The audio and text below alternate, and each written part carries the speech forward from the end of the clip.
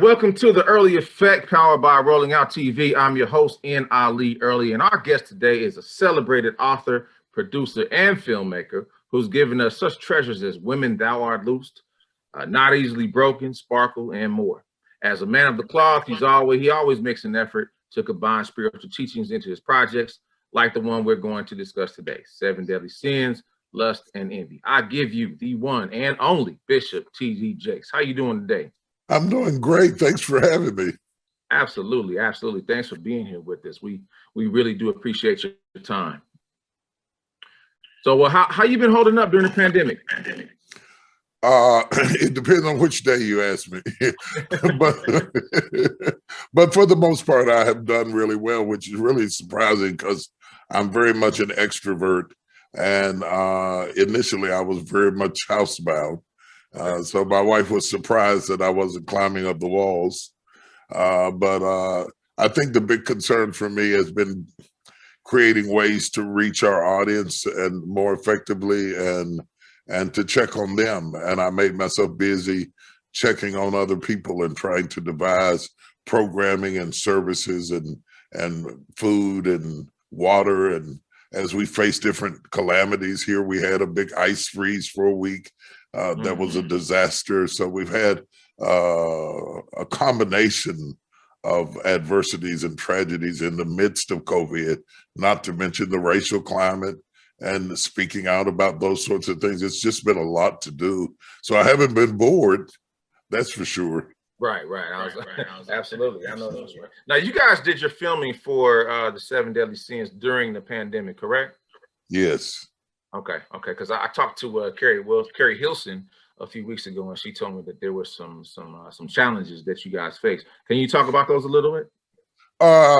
There's probably more than I know, but of course we did a lot of testing to make sure that we tried to keep the environment as sterile as we could. We had to change out in the middle of our production because our director came up positive and different ones came up positive, and we had to move people in and out, even though our best efforts were to keep the atmosphere sterile. You can't control what people do when they get off work. So it was challenging to do it in that environment, but that was the time window that we had, and we had to go with it. It was filmed in Atlanta. Absolutely. Why these movies and why now? Well, I think the greater question, the relationship that I have with Lifetime, it didn't start with these films. We did Faith Under Fire. We have been in talks with them about Seven Deadly Sins for a while. These are the first two installments. Hopefully in success, we'll get to do the other five. But over the last 20 years, I've been doing film and now more television because I like to participate in telling our stories rather than letting other people tell us who we are. The more people we have out there who are helping to shape the narrative about the diversity that exists within our community, I think the better off that we are. And our brand has focused on positivity. We focused on things that were uplifting. We focused on educating people about stereotypes. And this one happens to be about Seven Deadly Sins. And so the first deposits are lust and envy. And hopefully we'll get to the other five. Okay. What's it going to take to get to the other five? Eyeballs, ratings, Nielsen ratings. Right. I'm sure that has a lot to do with it. There's a big fight on television for eyeballs as people have more options now than they ever had before. And getting support around these projects are vitally important because if you don't get support, you lose your turn in line. And it's very difficult to get a project greenlit on any platform. And so I'm grateful to have the partnership with Lifetime, and I'm hoping that people will take the time to watch it or TiVo it or whatever they need to do to make it fit into their life and schedule. Okay. Now I know I don't have a lot of time, but I want to ask you: do the deadly sins intertwine at all? Like with lust and envy? I had an opportunity to watch one but not the other. Just kind of wanted to know, like, are the characters, like, are they in any way connected? The characters are not necessarily connected, but the issues they address are in real life are always connected. I mean, you could have more than one. But it is not meant to be a series as it relates to a continuation of a character's life through different issues. We are just taking on the deadly sins as they were written. Okay. How do you strike a balance between what you do spiritually, like in a creative capacity, versus what goes on in the secular world? I mean, you've been at this for a while. Yeah, well, first of all, it's not my church that does the films. It's a separate company that I own, a for-profit company that I own. And I try to divide my time up in such a way that I delegate. I've got a good team of people around me, so it doesn't require all of my time. And then I'm kind of judicious in making sure that we don't cross a line that contradicts the overall brand of who I am as a person. But that has always been pretty broad. Even in my preaching, I take on subjects that people wouldn't normally take on. And then when you think about Jesus, if he were here today, I think he would be doing movies and television. He did parables. He told stories to produce truth. So the Bible is loaded with Jesus telling stories. He was a storyteller. We have more of his stories than we do of his sermons. And so I think it's appropriate that I could use this vehicle to convey messages through the telling of stories.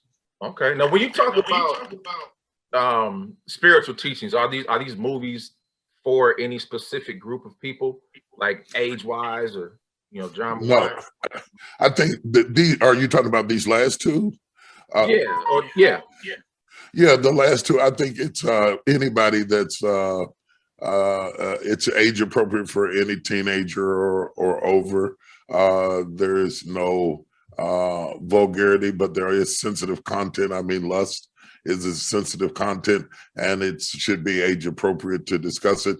But we don't go into the kinds of images that your grandmother couldn't watch sitting down with her grandkids. Yeah, I guess the reason why I asked is because it seemed to me like the main characters, they were played by Carrie Hilson and Tank, and I can't remember the other brother's name. I know his name is Damon in the movie, but they seem to be like at the impetus of their relationship. So that's kind of why I was asking that question. I think it fits. First of all, you have to make sure Lifetime has a brand. So I don't think it goes anywhere near the limit of where a Lifetime movie would go. And then I have a brand as well. And within the conflicts of those guardrails, we want to be entertaining. It's not preachy. It's like a great movie, spellbinding, sitting on the edge of your seat. You're not sure how it's going to play out, but I think it's the kind of thing that people will really enjoy watching. And no, I did not make it with any particular person in mind. It's not made for Christians or anything like it. It's made for people because lust and envy and any of the other deadly sins are not exclusive to Christians. Anybody can wrestle with those sorts of things. And so it was made for a very, very general audience. Okay. The last thing I want to ask you is how did you go about choosing the talent that you did for this project? I mean, like Carrie Hilson and Tank, which I mentioned earlier, two people primarily known for singing exploits, kind of powered the movie.